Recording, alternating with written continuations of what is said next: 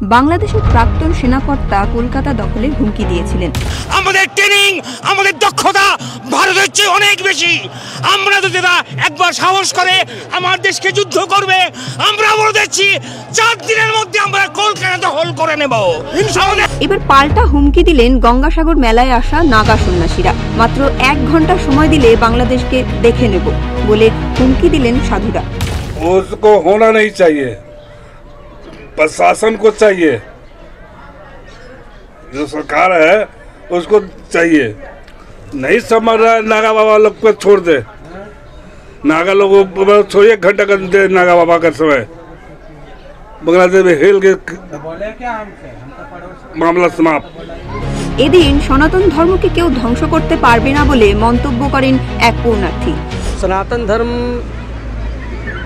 बहुत पुरानी एक जड़ है, उसे कोई ख़त्म नहीं कर सकता है। बहुत लोग आए, बहुत लोग गए, लेकिन सनातन धर्म कोई हिला नहीं सका। और सनातन